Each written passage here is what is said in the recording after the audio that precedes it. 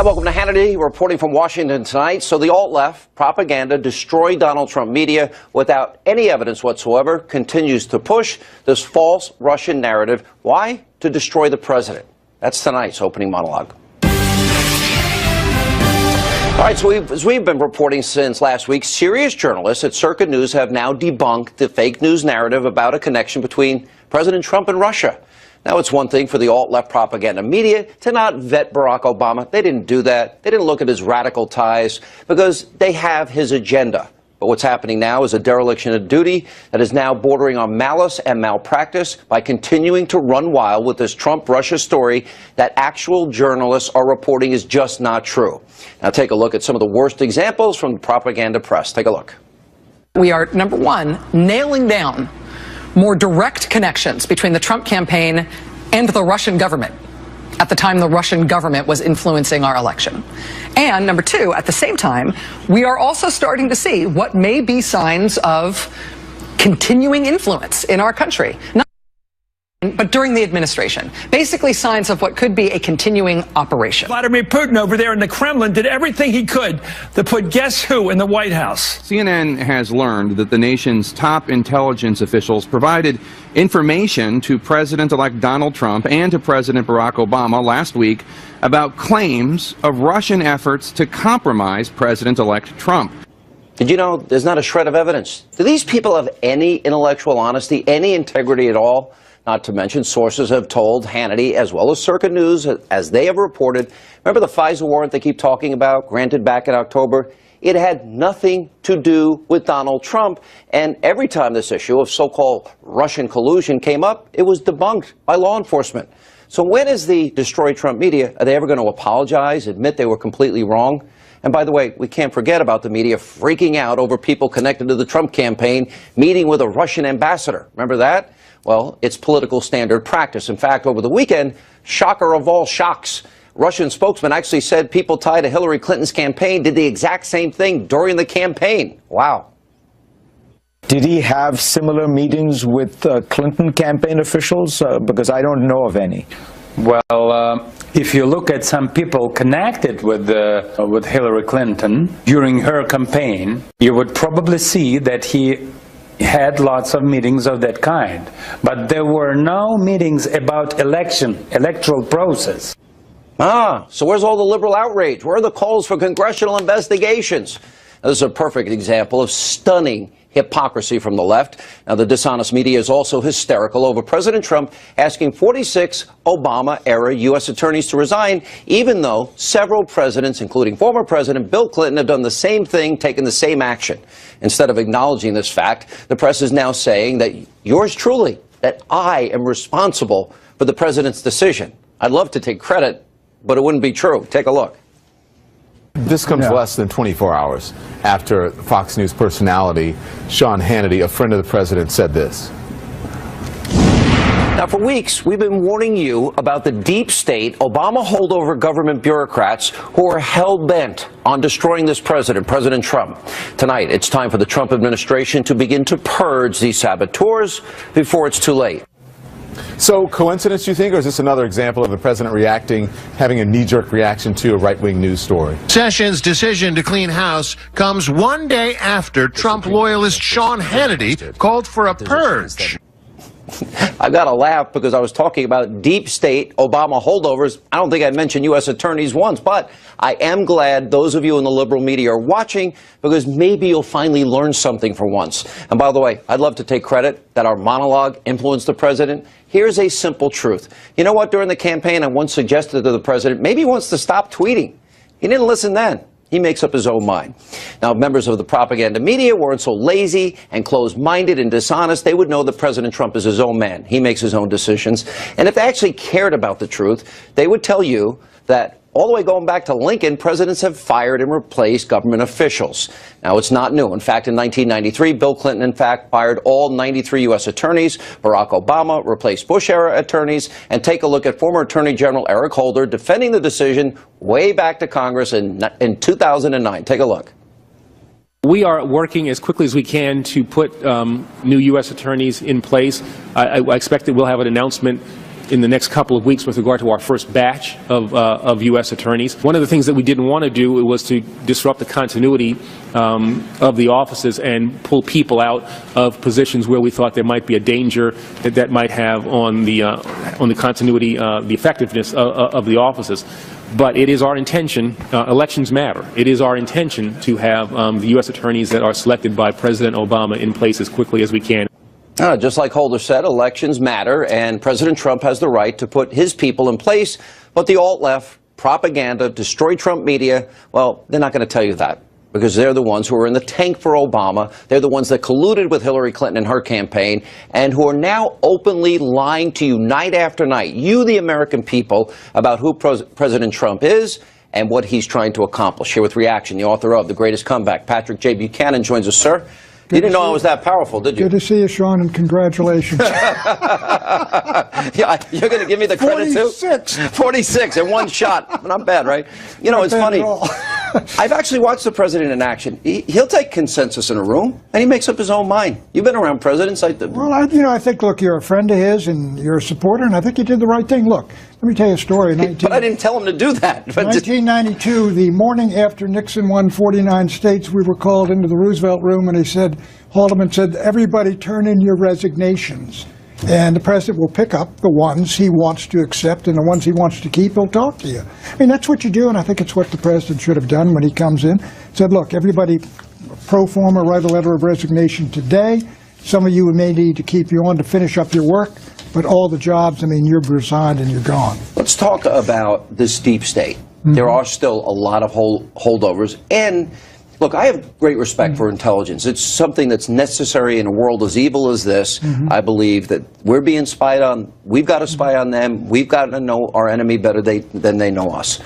But when you have our intelligence community using classified information and leaking it selectively, it hurts the president, it hurts the country. You know, as Hamlet said, there's something rotten in the state here, Sean. Look, General Clapper, DNI, the head of Director of National Intelligence, said, I believe, January 20th, we have found, after 6 months, I guess it was, no evidence of any collusion whatsoever between the Trump campaign and the Russians and all these leaks. And yet we get story after story saying intelligence sources say. I mean, these intelligence, either the journalists are lying, which I don't believe, I think they've got the sources, or the sources are breaking their oath and breaking the law by leaking out falsehoods or things they don't know to damage the President of the United States, and it's being done within the government of the United States. Sarah Carter and John Solomon, AP, right. 20 years. These are seasoned, real journalists. They're not opinion people like I am, but they are reporting that, yeah, there was a FISA warrant in October, probably having to do with the larger Russia connection, but not with Trump. And they go further. Anytime the Trump campaign issue came up, it was investigated and debunked. All right, but yet, you got 8 months this thing has been going on. Why has there not been, look, 8 months into Watergate, we had 7 guys indicted, convicted, prosecuted, the rest of it, and sentenced. They were gone. You got 8 months in, not a single indictment. If there's somebody that did something wrong in the Trump campaign and did something illegal, which I don't believe, and which Clapper said they didn't find, then indict him or shut up. I mean, these individuals keep going out and saying the same thing again and again and again without any evidence whatsoever. How does NBC even call themselves a news organization when the conspiracy without any proof, evidence, and look, I'm open to seeing it. I'm waiting forever. I haven't seen it. They got these ombudsmen in journalism. Why don't one of them come up and say, look, do you have any real evidence of this? Because Clapper says he runs the whole intelligence agency, and he didn't see it. What about how critical is it for President Trump? As I talk about deep state and I talk about a purge, I think it's critical. Obama holdovers in any department, State Department, intelligence, they got to go. Secondly, whoever the leakers are in the intelligence community, they're giving all these agencies a bad name. They're giving the profession a bad name. I'm sure it's a small few, probably high up. I think how important it is they get indicted. Look, I think Director Comey of the FBI, there's only a few people that have this information, and only a few people can be leaking it. They ought to run them down, take them out, prosecute them, punish them, and fire them. Do you have faith in Comey? You know, everything I heard about the guy or have heard about him is impressive, that he's got real character and dignity and honor. But I don't understand. Why? Look, the guys in these agencies have an obligation to run these. You got people in there who are betraying their oaths, disloyal to the agency, it's a damaging felony. the commander-in-chief, committing felonies. Why doesn't the FBI investigate that? Look, again, suppose somebody in Trump's campaign got on the phone after a night of drinking and called the Russian ambassador and said, look, drop another bunch of email. Yeah. Look, that is not a crime. Right. And Clapper says no crimes have been committed, but crimes are being committed By regularly. leaking. Violation of the Espionage Act. Look, and you got the Fourth Estate collaborators who got First Amendment protection are the ones working with these deep state folks, and they're trying to damage. So and this destroy. purge needs to go to where we're talking. I think it intelligence leakers and I Obama would go to the holdovers. Intelligence Committee of both houses and say, you've got to, run down to see if any Trump folks were fooling around with the Russians, fine. But get into all these leaks, find out where they were, and prosecute these guys. Right. Listen, I think I mentioned, I don't know whether it was on your show, but look, Donald Trump, you know what his vote was in D.C.? 4. I got to roll, Pat. Look, I could have beat him. Yeah, in D.C. All right, Pat Buchanan, good to see you. All right, that was Senator Rand Paul yesterday saying, yeah, it's possible someone from the Obama administration, in fact, could have been spying on the Trump campaign. Here with reaction from CircaNews.com, Sarah Carter. All right, you and John Solomon have broke this story. I even think I misunderstood a part of it. I want to make sure we correct the record here. Your sources are telling you there were 2 warrants. One was a FISA warrant in the lead up to the campaign that, in fact, did allow surveillance, but it had nothing to do with Donald Trump, that particular warrant. Absolutely, absolutely, that is correct. There was a FISA warrant taken out in October that was to oversee the whole election issue with Russia that had nothing, absolutely nothing to do with Trump, unless there could have been some backdoor issues wherever they were monitoring some Russians and picked up some communications. And then there was a traditional FBI investigation. So there was a second warrant. Well, I don't even want to call it a warrant. What I want to call it is that there was a traditional FBI investigation into the server that was connected to Trump Tower. It was registered to Trump Tower. That investigation was to look into the server and to see there were pings between Trump Tower and a bank. And the FBI found absolutely nothing nefarious or criminal about it within that investigation and shut it down quickly. So how long has it been? So there was some surveillance at some point of the server for Trump Tower, which is off-site, not exactly at the tower. That's absolutely correct. There was surveillance with a server that was registered to Trump Tower businesses, and at that point, they went in for, I can say, less than 2 weeks. I don't want to give an exact date, but they went in for less than 2 weeks, found nothing nefarious, no evidence within that server to date. Of collusion. Of collusion with the Russians whatsoever, and it was shut down immediately. Of all that you have heard in the media, is there even a shred of evidence in, the 7 months or so since they started this about collusion? Is there a shred of evidence? Not one bit. According to my sources, not one bit of evidence. And I think, Sean, if there would have been evidence, we would have seen arrests, we would have seen something else, we would have seen some movement. But we haven't seen any movement afoot on any of that, at least to date. According to the very high-level senior sources that we've been speaking with, there is no evidence connecting Trump with Russian hacking. So my next question is, when the New York Times and the BBC and McClatchy and to some extent the Washington Post and all these news organizations, they use the word wiretap. Okay, the president in a tweet said wiretap, but are we really just parsing words here? If in fact either intelligence or law enforcement were looking at a server for about a 2-week period of time in the lead up to the election, something was going on. And I think people have a right to know that, A, they didn't find anything, and B, nothing nefarious on the political side of this happened. In other words, what did the president know? Who helped instigate this is a big question in my mind. I think that's the main question. Who instigated the original search on the server? Why did the FBI pursue any type of investigation? I think when we can answer that question... Well, still hold that. Who initiated it, well, Hillary Clinton seems to have known about it. Correct. How did she know about it a week before the election? How did Harry Reid seemingly know about it before the election? Correct. There was a briefing, apparently. Some of the folks were briefed on this. That is what we believe. That is why Harry Reid came out and was making these big statements like there's going to be big evidence coming out between the Russia and the election hacking and the Trump campaign. And then remember, in December, that's when there were definite, you don't want to say, but people got access to Flynn's name, right, on the transcripts, which was a completely separate. And now we learned, by the way, over the weekend from the Putin spokesperson that, in fact, Hillary's campaign had discussions with the Russians. Absolutely. There were people on Hillary's campaign, people on Trump's campaign. This is a normal process. I want to ask this. Is it possible, from a political perspective, that somebody high profile on the left used their power, influence, or perhaps political alliances to initiate all of this?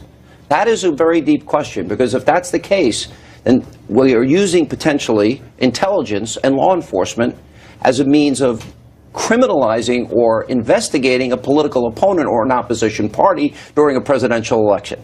I think you bring up a very, very good point, a very solid point. I mean, this is something that continuously needs to be investigated. But right now, if you look at the FISA, if you just look at what happened with Flynn, let's just use him as an example. His name was leaked by a senior U.S. official, according to David Ignatius, who wrote that column, right? A senior U.S. official leaked a classified name. This is a felony.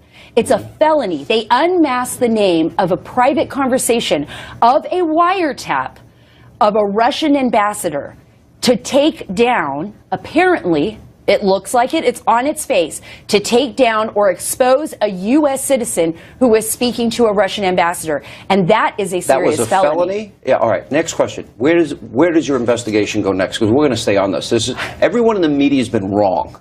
And you have gotten us the information that everybody's wanted corroborated. What's next in the investigation? We are looking for the person that originally tipped off the FBI. And we are going to continue. You think you know who it is? I think I do know who it is. We'll have you back tomorrow. Sarah Carter. Thank you. You have a lot of work to do between now and then. I think I do. So good to see you. Thank you. Nice to see you too, Sean. I appreciate it. This gets more fascinating. The media should be embarrassed. They owe you, the American people, an apology. Up next tonight, right here on Hannity. More competition and less regulation will finally bring down the cost of care, and I think it'll bring it down very significantly. Unfortunately, it takes a while to get there because you have to let that marketplace kick in. President Trump, he's optimistic about the GOP Obamacare replacement plan, but congressional Republicans, they seem so ill-prepared for this moment. That is my mini monologue coming up next. Also, why are Senators John McCain and Lindsey Graham constantly trying to undermine, sabotage the president? Monica Crowley, Geraldo Rivera weigh in, and then later tonight. Welcome back to Hannity. So President Trump believes that he's beginning to make some progress on one of his key campaign promises to repeal and replace Obamacare. But congressional Republicans, well, they have done him, in my view, a disservice. And that's tonight's mini monologue.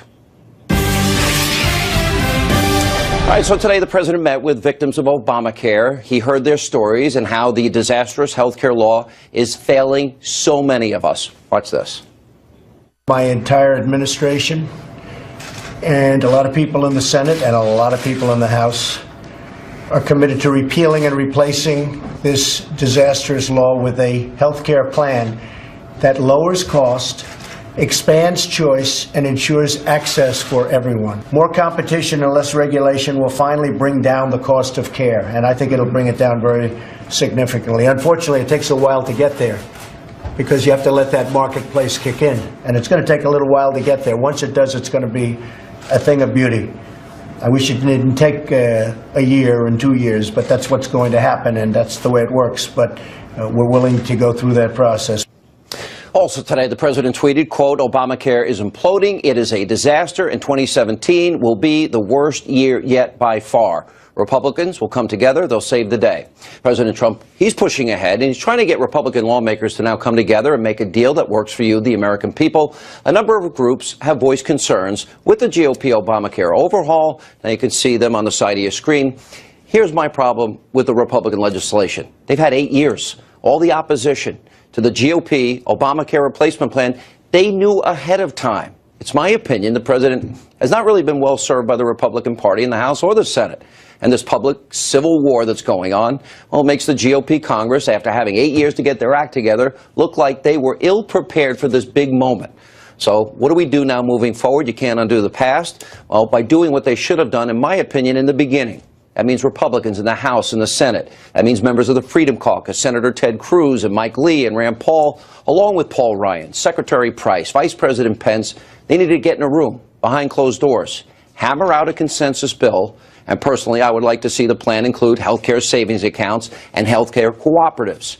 Joining us now with reaction is a doctor who all members of Congress, in my opinion, need to get to know.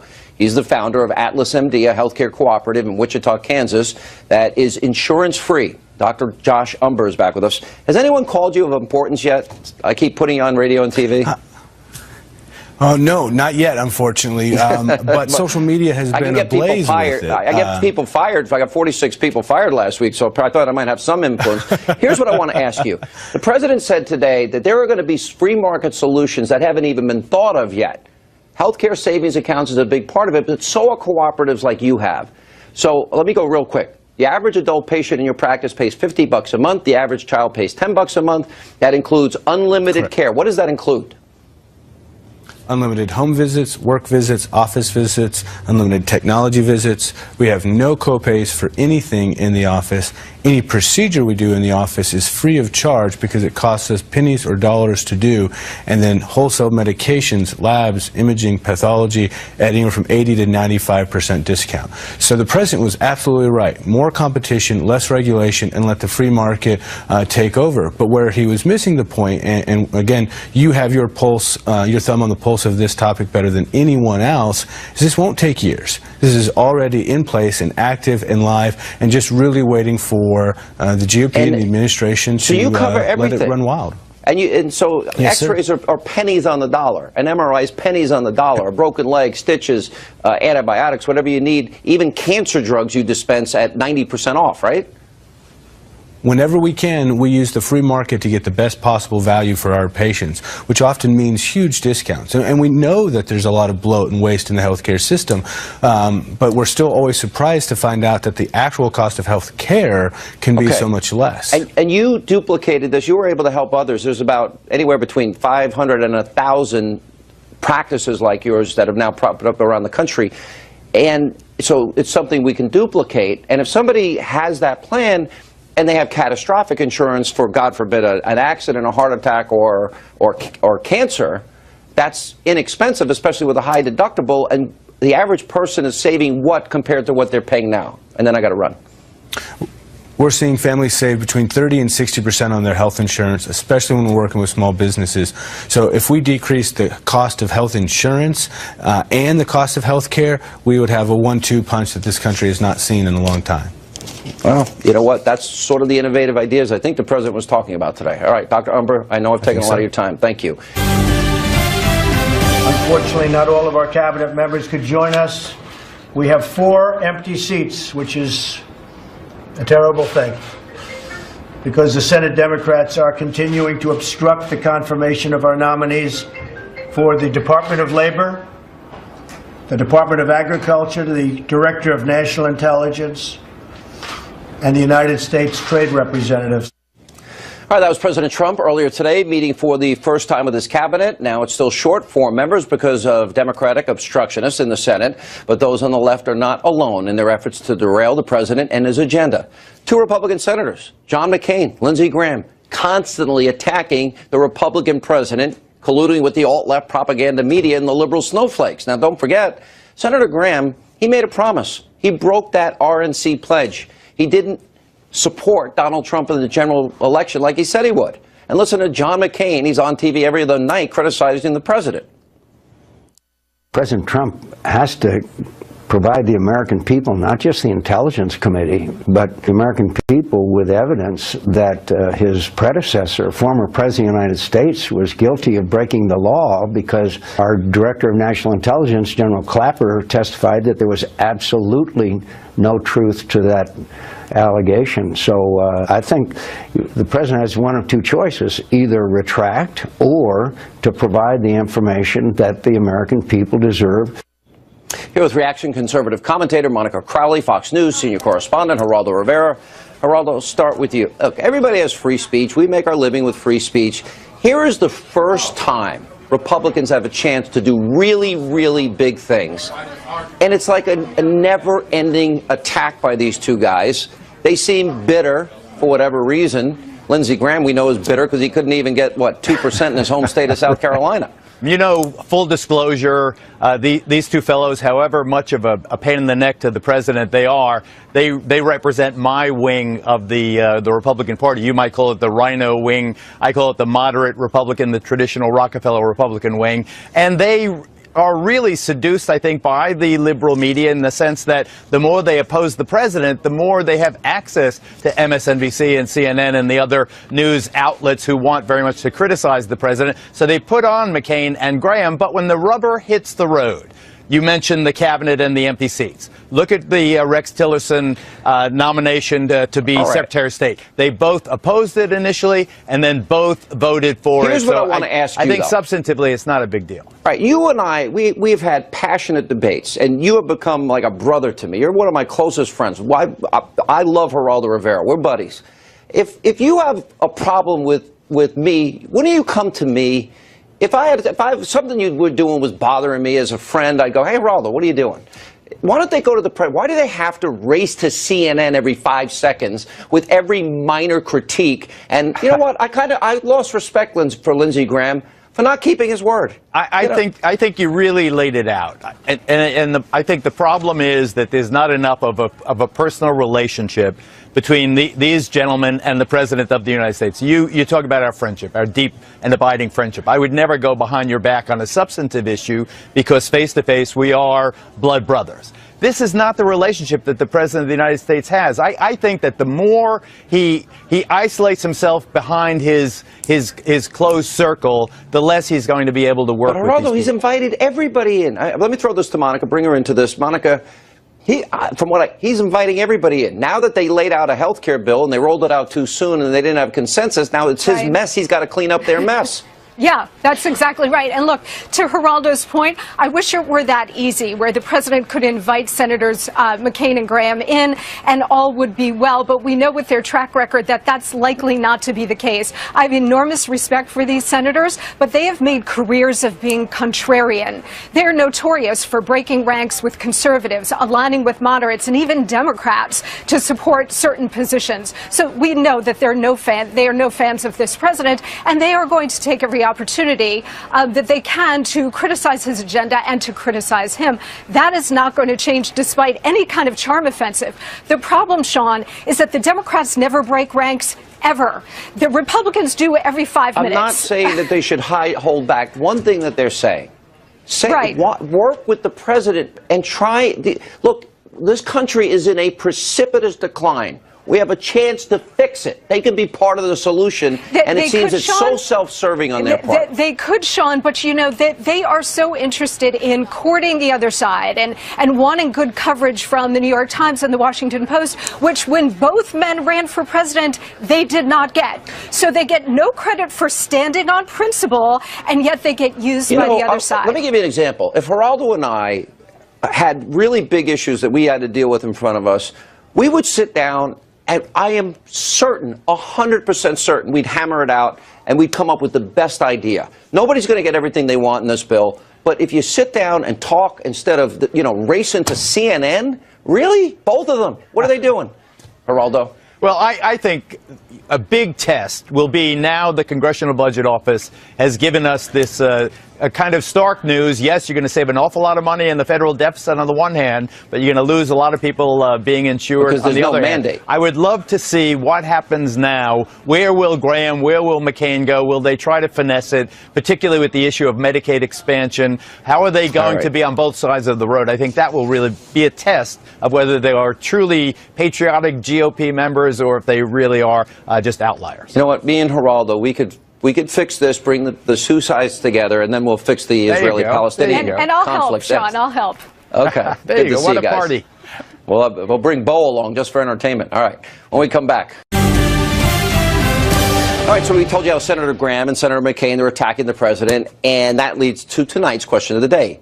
Of the two, who do you think would be more likely to jump to the Democratic Party first, McCain or Graham? Go to Facebook.com/Sean Hannity, @Sean Hannity on Twitter. Let us know what you think. All right, we always let you hit me with the best shot. You get the last word, and these are the messages you left on the Hannity hotline. I don't know who did your makeup today, man, but you look like a tomato. Hannity, I love your program, but do me a favor. When you ask the question, make them short and sweet. and don't preach to the choir. Thank you again. Keep up the good work. All right, have something you want to say? Nice, be as mean as you want. I can handle whatever you got. Call us, the number's on your screen, 877-225-8587. But that's all the time we have left. Thanks for being with us. See you back here tomorrow night.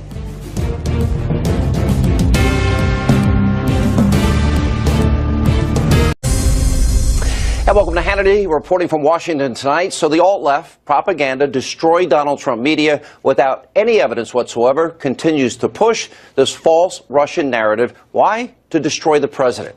That's tonight's opening monologue.